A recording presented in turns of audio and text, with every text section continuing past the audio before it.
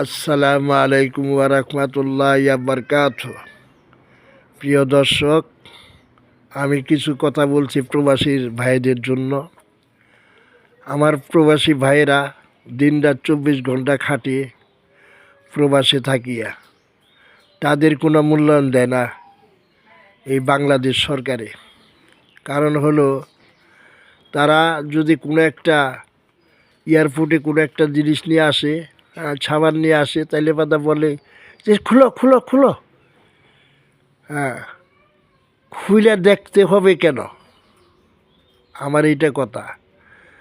Machine আছে, check করে বাইরে হয়, সব কিছু হয়, কিন্তু খুলে দেখতে হবে কেন? কম্পিউটারে দেয়, সব কিছু দেয়, কিন্তু খুলতে হবে কেন?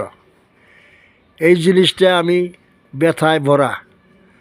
আমি এই তত্ত্বাবধায়ক সরকারের কি আমি দৃষ্টি নজর করে বলছি, আমাদের প্রবাসী ভাইরা যেন কোনো একটা কষ্ট যেন না হয়, তাদের যেন আঘাত না দেয়।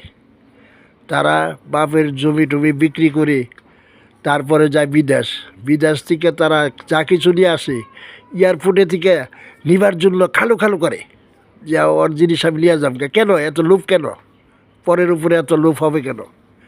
কাজেই আমি বাংলাদেশ সরকারকে বলছি, এই প্রবাসের ভাইদের মূল্যায়ন দিতে হবে, এবং কি এই প্রবাসী ভাইরা জানি কোনো কষ্ট জানি না হয় এয়ারপোর্টে, এবং কি টিকিটের দামটা কমিয়ে দিবেন।